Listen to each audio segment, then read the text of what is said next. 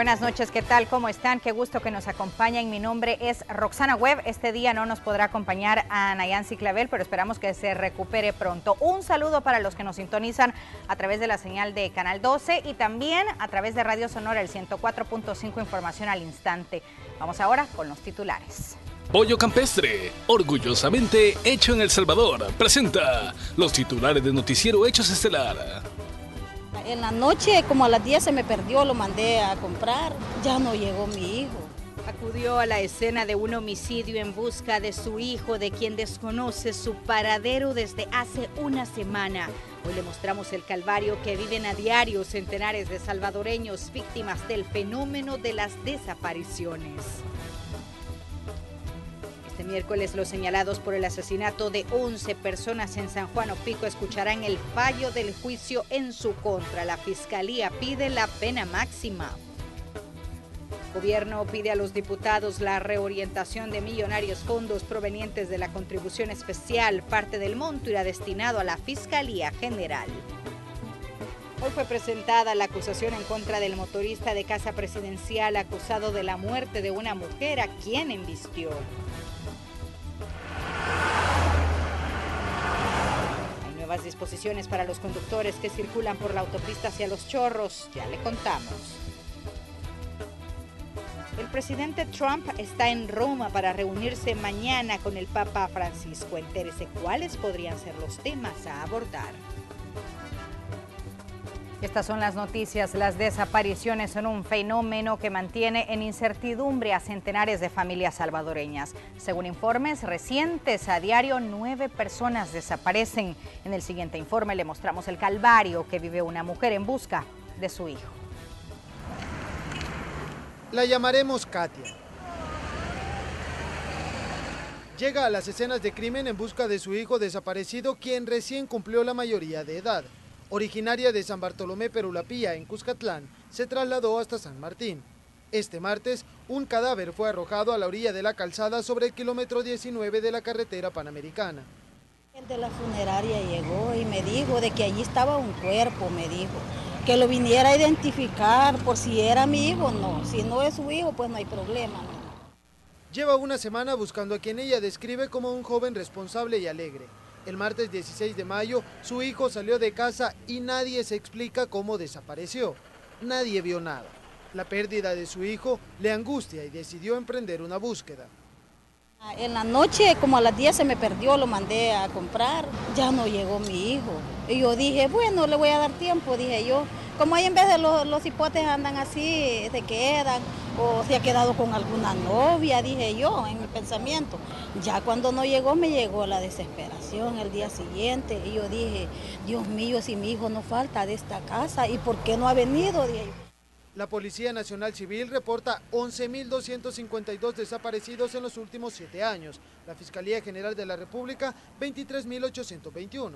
La diferencia es de 12.569 casos. Y esto alimenta las dudas de quienes a diario buscan a sus familiares. Katia reconoce que las probabilidades de encontrar a su hijo con vida son casi nulas.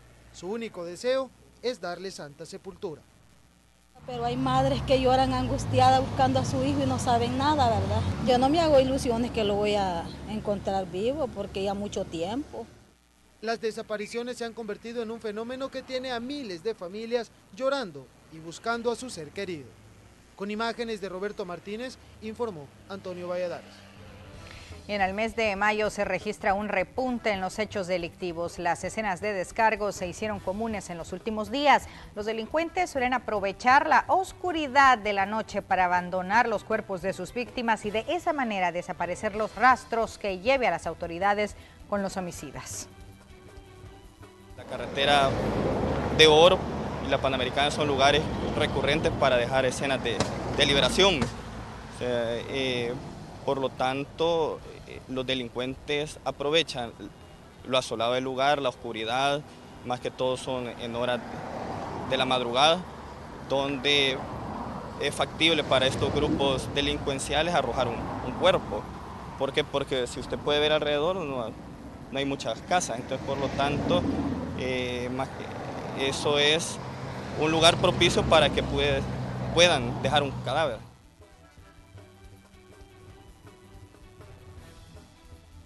En Santa Ana, 3 hombres fueron sorprendidos cuando abandonaban un cadáver, según las autoridades. El reporte gracias a nuestro aliado Punto Noticias. Aunque las autoridades de seguridad sostienen que los homicidios han reducido en un 53%, casi a diario se reportan escenas de violencia en distintos puntos del país. En algunos con mayor frecuencia, como es el caso de la carretera de Oro, carretera panamericana, autopista a Comalapa, Santo Tomás, San Marcos y Panchimalco. En ocasiones los crímenes se cometen en la zona, en otros los cadáveres son abandonados. Son los puntos donde nosotros pues hay más incidencia de muertes violentas. Y nosotros, como le digo, a veces viene el cliente de Panchimalco también, de Panchimalco, y todo lo que es la periferia, todo lo que es alrededor, estamos hablando.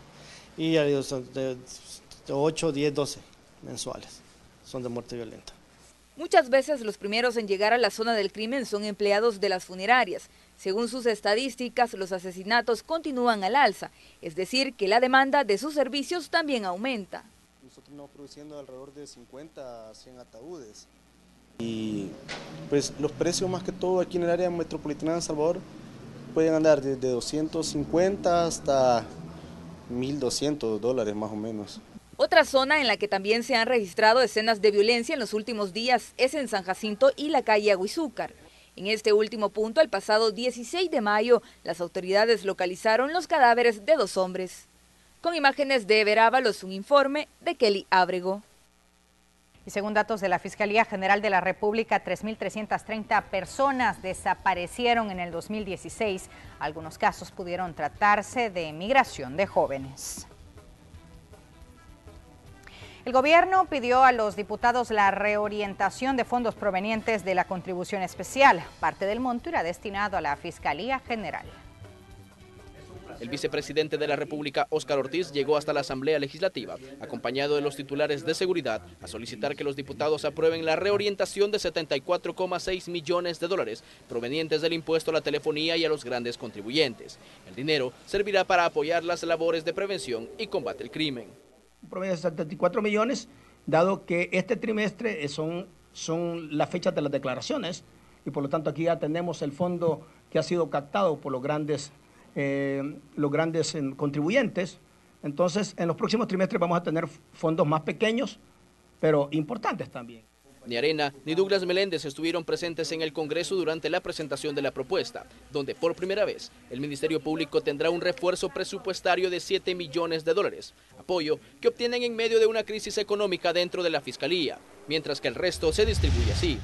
27.9 millones para los bonos de custodios de centros penales y Policía Nacional Civil, junto con programas de prevención y fortalecimiento institucional. 11,6 millones para el Ministerio de Educación, 10.1 millones para el Ministerio de Defensa, 16.3 millones para el programa de jóvenes y $500,000 para la Procuraduría para la Defensa de los Derechos Humanos.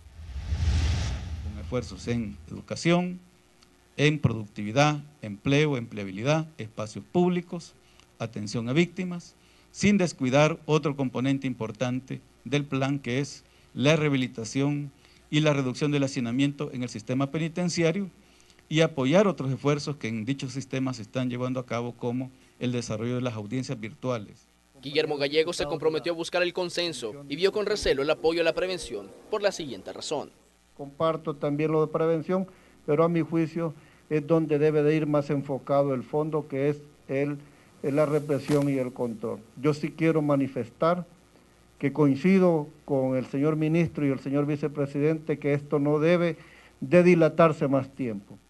En la próxima sesión plenaria los diputados esperan apoyar la propuesta y solo bastan 43 votos, aunque se buscará hacerlo por unanimidad. Con imágenes de Gonzalo Tejada, informó Inmar Batres. Implicados en la masacre de San Juan Opico ocurrida en marzo del año pasado enfrentan la vista pública. El fallo se dará a conocer mañana. Es un hecho que conmocionó a la ciudadanía. 11 personas fueron masacradas en el cantón Agua Escondida, en San Juan Opico, al norte de La Libertad. 8 trabajadores de una empresa de electricidad y 3 jornaleros fueron ejecutados con arma blanca por sujetos pertenecientes a un grupo delincuencial. Los hechos se registraron el 3 de marzo de 2016. Cuando ellos los conducían, los hacían que caminaran hacia el interior de la finca, una de las víctimas decide correrse y es en este momento que uno de los sujetos realiza disparos en contra de la humanidad de la víctima. Ante esta situación es que el resto de sujetos, con el objeto de no dejar testigos, facilitar la impunidad en el presente hecho, es que deciden quitarle la vida al resto de víctimas. Las capturas de los supuestos responsables se dieron de inmediato y tras una investigación se determinó que 9 fueron los responsables, 2 de ellos menores de edad. El caso es ventilado en el juzgado especializado de sentencia de San Salvador. 7 de ellos se enfrentan a vista pública. La Fiscalía pide la pena máxima para quienes asesinaron a los 11 hombres. Que deberán ser sometidos a pena por cada una de las víctimas. Porque en el presente caso no fue una sola acción la que realizaron, fue multiplicidad de acciones. Al momento de ejecutar a cada una de las víctimas fue una acción independiente una de la otra. Entonces nosotros estaríamos pidiendo entre 30 a 50 años por cada una de las víctimas. Ninguna de las víctimas estaba ligada a estructuras delincuenciales. La prueba es insuficiente. El hecho es lamentable, dice la defensa, que asegura que los detenidos no son los autores de la masacre. No hay elementos, a excepción de la declaración de clave islámico, que puede establecer la participación de los procesados en el hecho delictivo. Y eso no es suficiente. Y no podría condenarse a estas personas, ya que una persona sola no puede dar fe de lo que sucedió ese día. La Fiscalía dice que entre las pruebas hay un video que fue difundido a través de las redes sociales en donde se observa a un sujeto cometer el asesinato frente a la mirada de varios pandilleros. En la vista pública los implicados no están presentes, ya que se encuentran en el penal de Gotera en Morazán. El fallo se dará el miércoles al mediodía. Con imágenes de Denis Bolaños, informó Azucena Sandoval. Mientras tanto, hoy continuó por quinto día la audiencia preliminar en el caso Tregua. Los implicados son 22 personas, entre ellos uno de los principales mediadores del proceso, Raúl Mijango, el exdirector de centros penales, Nelson Rauda, y varios empleados públicos. La defensa y el mismo Mijango sostienen que no existe delito y que se está judicializando una política pública, al mismo tiempo que destacan incongruencias en el proceso judicial. En su intervención, Raúl Mijango y otros de los implicados pidieron que se incluyera al expresidente Mauricio Funes, a Miguel Insulza de la OEA, al vicepresidente Óscar Ortiz, al ministro de la Defensa Munguía Payés y al alcalde de Ilopango como testigos del proceso, con la finalidad de comprobar que fue una política de Estado y comprobar reducción de homicidios entre el 2012 y 2013. Manifiestan ellos que existía un oficio ordenando sacar de Zacatecoluca a cierta cantidad de privados de libertad, lo cual el oficio no dice eso. Y esta defensa han presentado el oficio en el cual lo que se dice es que tienen que estar actualizados los expedientes. Por eso se los vamos a hacer llegar también a la prensa para que vean que lo que la Fiscalía ha venido a argumentar es falso. No se cometió ningún delito, lo único que hubo fue una acción que buscaba resolver el más grave problema que el país tiene. ¿Y lo resolvió? Quienes dirigieron o quienes crearon la política, no ustedes. No deberían de estar juzgados porque las políticas públicas no son delitos. Aunque salgan mal en sus resultados, no hay delito que procesar. Y funcionarios de gobierno han reaccionado a las revelaciones durante la audiencia preliminar en el caso de la tregua entre pandillas. Las revelaciones en la audiencia de la tregua entre pandillas ha dejado a muchos sorprendidos. La Fiscalía acusa a 22 personas de haber permitido el ingreso de ilícitos y otros delitos en los penales. Los abogados defensores apuntan sus dedos al expresidente Mauricio Funes y al ministro de la Defensa Nacional David Munguía Payés de ser los artífices principales, pero el gobierno sale en defensa de los señalados. En este caso, nuestro funcionario es el ministro de la Defensa, goza del respaldo y del apoyo de nuestro gobierno.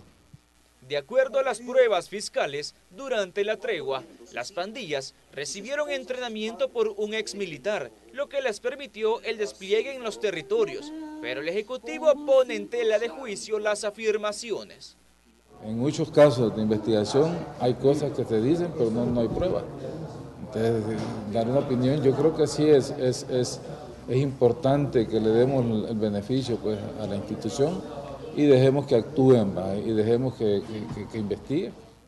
La tregua ocurrió entre los años 2012 y 2013, durante el primer gobierno del FMLN.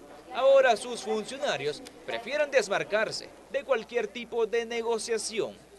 Este gobierno es muy respetuoso de la independencia de poderes y en todo lo que ha correspondido cumplir, pues lo hemos hecho y por lo tanto eso ya queda en manos de sede judicial establecer qué ocurrió en ese periodo.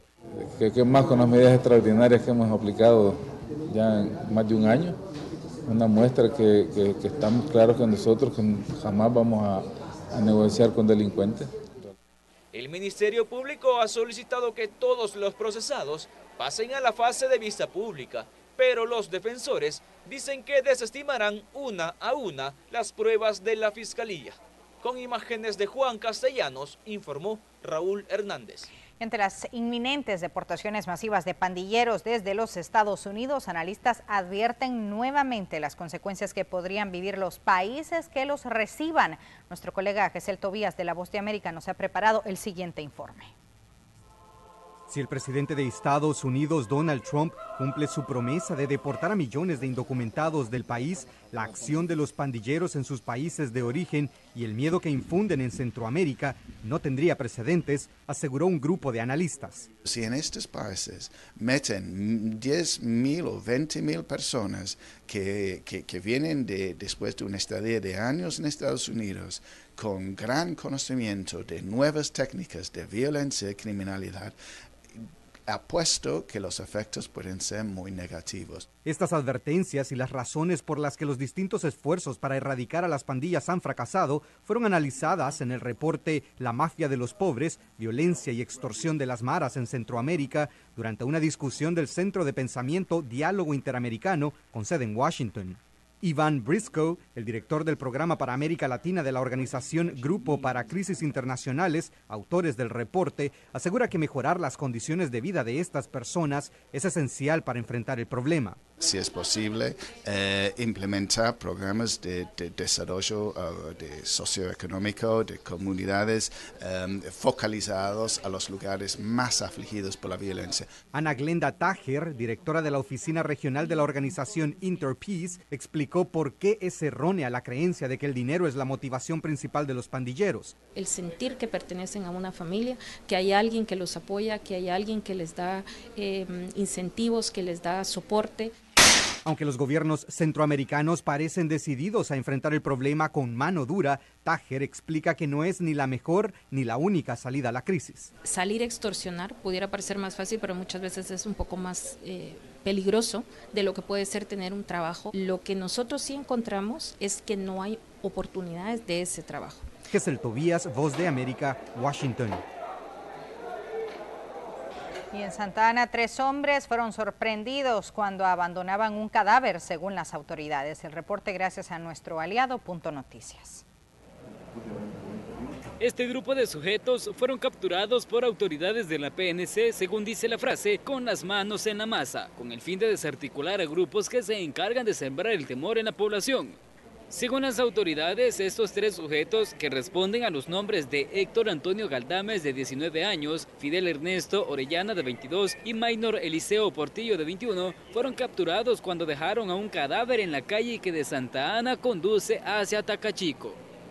Se coordina con puestos aledaños al lugar, con Tacachico. Ellos traen una patrulla de Tacachico a Santa Ana, nosotros de Santa Ana hacia Tacachico, y es así cuando ellos se percatan de que vienen en persecución de ellos, dan la vuelta cuando ven un patrulla que viene de Tacachico hacia Santa Ana. Es así que nuestra patrulla lo interceptan. En el momento pues se les dan los comandos verbales, no accionan ellos con sus armas, pero sí nuestros compañeros pues actuaron y los detienen en ese momento.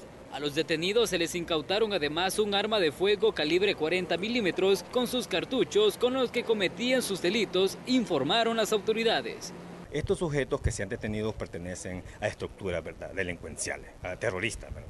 En el transcurso de las investigaciones vamos a ver la relación de los hechos, el porqué de la muerte de este joven. En el lugar no se reportaron impacto de arma de fuego ni nada por el estilo, sino que en el transcurso de la trayectoria es que ellos ya lo llevaban, ya iba muerto y lo lanzaron sobre la carretera. Asimismo, elementos policiales procedieron a la detención de José Francisco Vanegas por el delito de tenencia ilegal de arma de fuego y por el delito de robo. Este se detuvo en la jurisdicción del Congo, por el centro. En momentos que una patrulla se encontraba realizando su patrullaje preventivo, se percatan que un individuo tenían sometida a 2 ciudadanos. En ese instante ellos llegan y en el momento que este sujeto se percata que iban los compañeros, huye del lugar.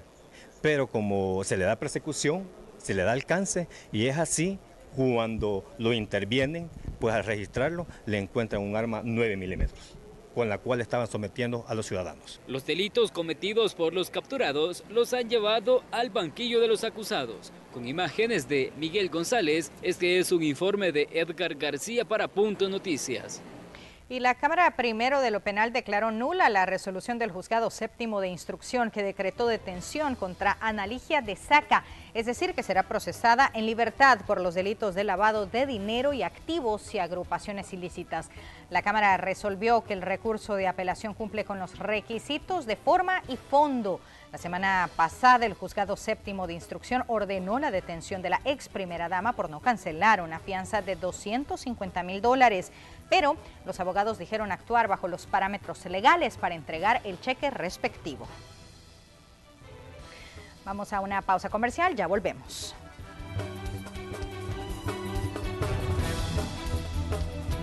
Minutos, ya hay fecha para la audiencia en contra del motorista de Casa Presidencial acusado de la muerte de una mujer a quien embistió.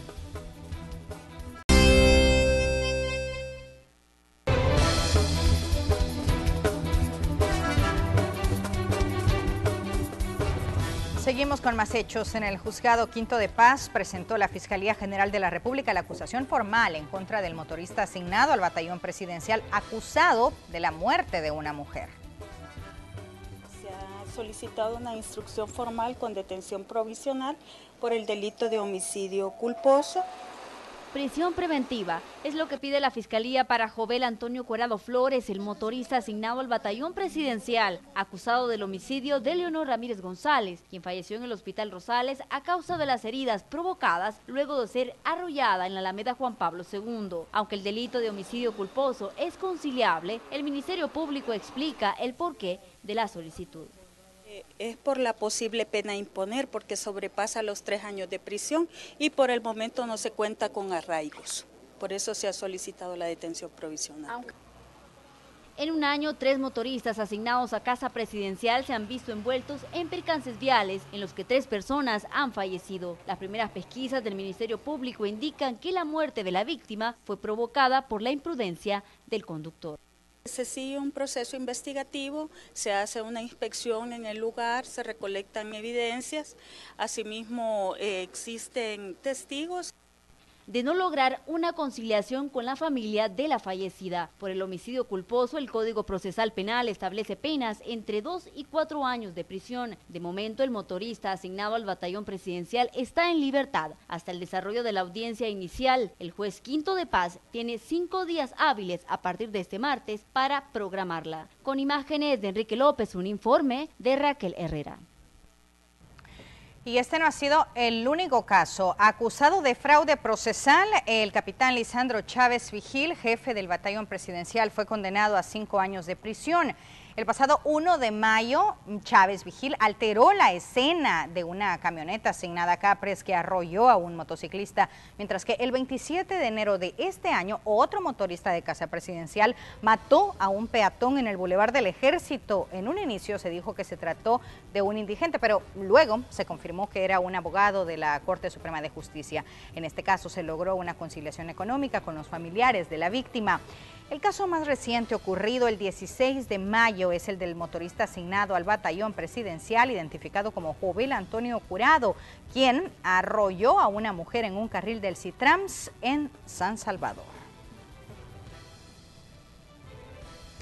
Y en la calle Antigua al Ferrocarril en San Salvador, Ana Miriam Ramírez, de 48 años, atropelló a una persona que no fue identificada. Perdió el control impactando contra un árbol y posteriormente, según versiones policiales, falleció tras sufrir un paro cardíaco. Y después de 44 días de trabajos en la autopista Los Chorros, las autoridades tomaron la decisión de habilitarla. Los detalles en la siguiente nota.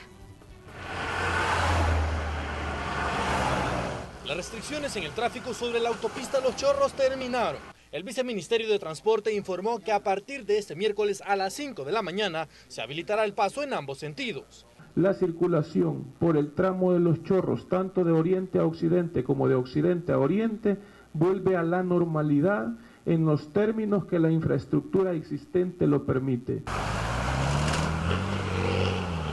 Las restricciones en esta carretera se mantienen desde el pasado 10 de abril, debido a un enjambre sísmico que causó derrumbes y la muerte de un automovilista. Ahora se podrá utilizar la ruta con 2 carriles en cada sentido, con la única modificación que las autoridades ubicaron separadores sobre el sentido hacia el occidente en el kilómetro 19, para evitar el carril más cercano a la zona del deslizamiento.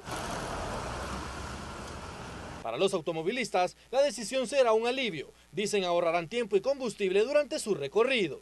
Excelente, ya era tiempo que habilitaran, porque hemos sufrido bastante. Porque en la mañana, por lo menos en la mañana, solo para arriba, ya los que vienen a trabajar aquí ya les afecta mucho. Tienen que ir a dar la vuelta hasta allá. Está bien. ¿Ya se vio afectado? Sí, bastante por el trabajo. Parece muy favorable, ya que el desgaste de los vehículos, el consumo de combustible, el tiempo, todo eso nos va a beneficiar, ¿verdad? Ya que utilizamos rutas alternas y ya con eso ya vamos a tener paso libre. Especial atención deben poner los transportistas de carga pesada. Ellos serán la excepción. Su circulación sigue prohibida y deberán buscar vías alternas, anunciaron las autoridades.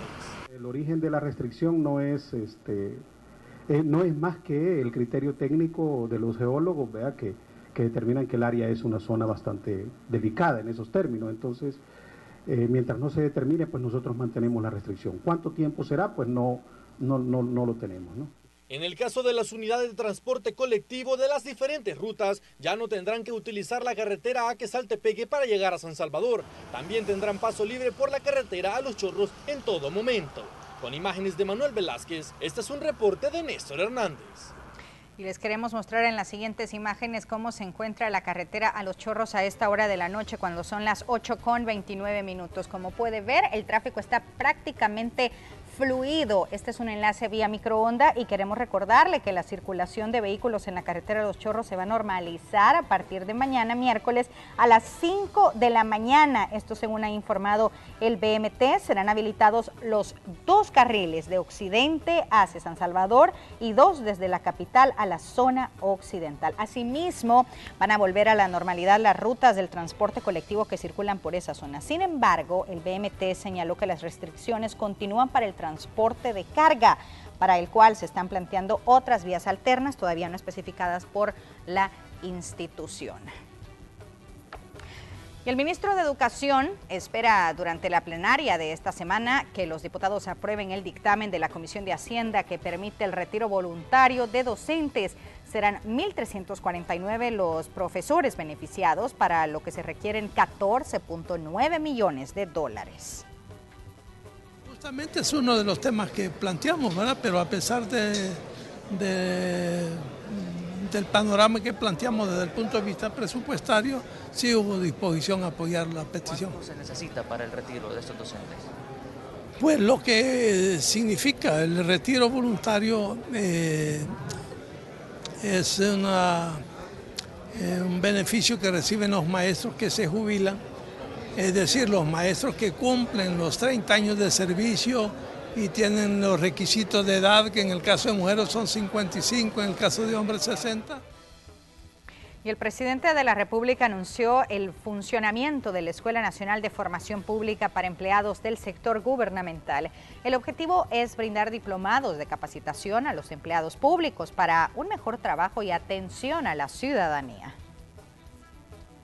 Estamos convencidos que en nuestro país solo podremos desplegar un proceso exitoso de transformación del Estado si lo acompañamos con el desarrollo de un programa permanente y sistemático de formación y capacitación pública que aporte a la profesionalización del recurso humano.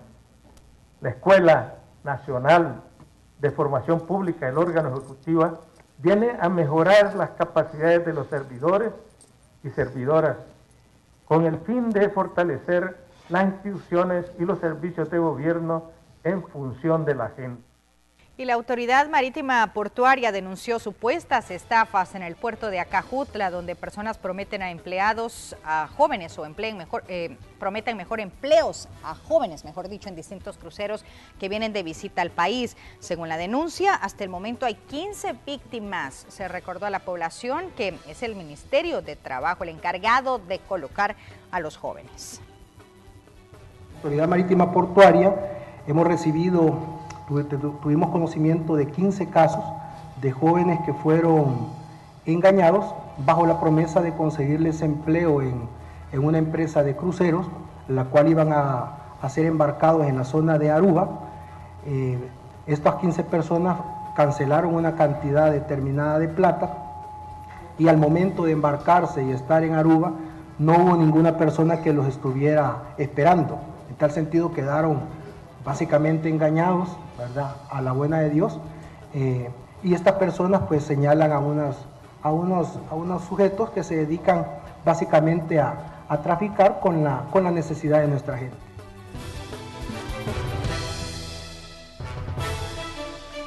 Y tras registrarse un accidente múltiple en la ciudad estadounidense de Scottsdale, la cadena Fox envió un helicóptero al lugar de los hechos, donde grabaron una curiosa escena.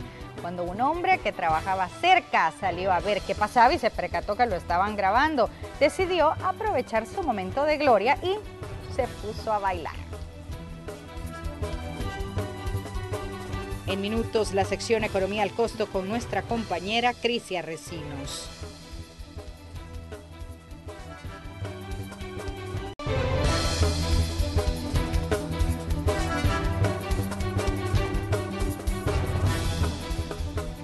Autoridades del Ministerio de Agricultura anunciaron que la veda de la pesca industrial y artesanal del camarón marino culminará este 31 de mayo.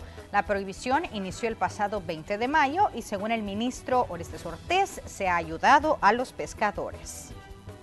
El 31 de este mes culmina la veda y esperamos pues que genere los resultados esperados en términos de la protección del camarón marino. ¿Se han entregado paquetes a las familias para que no resulten afectadas? Se han entregado paquetes por 160 libras de comida, tanto a los pescadores organizados en cooperativas y federaciones, como a los pescadores individuales.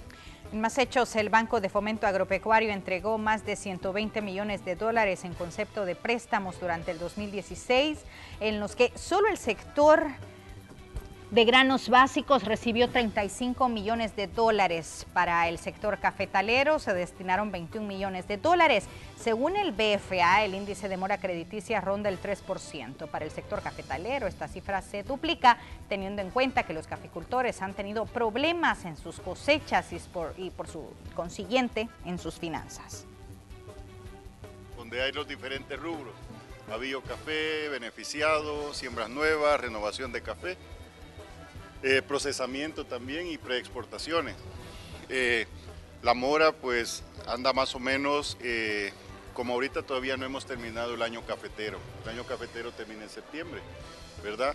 Pero se espera más o menos una mora quizás en un porcentaje de un 6% en mora de café, ¿verdad? Que van a ser ¿cómo les puedo decir? Con problemas de pago, ¿verdad?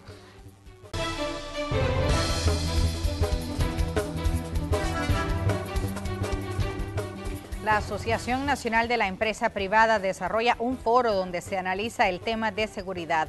Nuestro compañero Ingmar Batres nos informa. Adelante, Ingmar. Combatir la corrupción en todos sus niveles, es lo que ha dicho en líneas generales John Hubein, quien es el director ejecutivo de la firma de Rudolf Giuliani que se encarga de seguridad, y es que la ANEP ha invitado a este especialista de seguridad precisamente para que venga a hablar acerca de algunas acciones que se tienen que tomar en concreto para enfrentar la criminalidad y reducir sobre todo las extorsiones y también los homicidios y las órdenes que salen desde centros penitenciarios. También hay que resolver algunas carencias de la Fiscalía General de la República, señalado el analista estadounidense. Escuchemos a continuación a John Hubein con esas declaraciones. Policías en todas partes del mundo, el luchar contra la corrupción es número uno. Puede poner todo el dinero que quiera en un sistema, pero si hay corrupción tiene que arreglarlo. Cuando un sistema es corrupto, a lo que me refiero es cuando la persona en la calle siente que no se les están haciendo pruebas de integridad a los policías, fiscales y jueces, no estamos probando la integridad de nuestros funcionarios. Bueno, pero las palabras de John Hubein no han sido frente a representantes de la gremial empresarial, sino que también ante personas del Ejecutivo encargadas de la seguridad como Ato Asbun y Mauricio Ramírez Landaverde. Mauricio Ramírez Landaverde, precisamente el ministro de Justicia, señalaba que se han hecho esfuerzos importantes en combatir las pandillas, mientras que Ato Asbun dijo que van a seguir con respecto a seguir encaminados en el plan El Salvador Seguro. Escuchemos a continuación qué es lo que dicen estos dos funcionarios del gobierno. Estamos yo le digo, necedad de construir una segunda generación de acuerdos, refiriéndonos a la primera generación de acuerdos que son los acuerdos de paz que todos ustedes conocen. En ese ámbito tenemos que ver acuerdos. Construir una segunda generación de acuerdos es para mí realmente, creo yo, una obligación de este pueblo.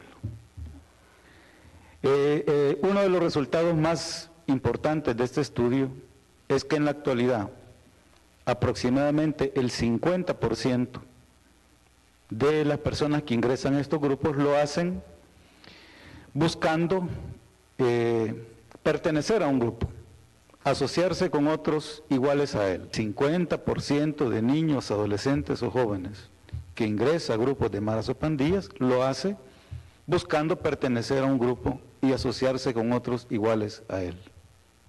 La visita de Hubein se da en el marco de 2 años, cuando en el ENADE vino el exalcalde de Nueva York, Rudolph Giuliani, precisamente para hablar de algunas líneas que se tenían que implementar para combatir la violencia. Por supuesto, en la siguiente emisión de Noticiero Hechos le estaremos ampliando sobre este tema que ha tenido lugar en un hotel capitalino esta noche. Gracias, Sigmar, por tu reporte. Por nuestra parte, hasta mañana.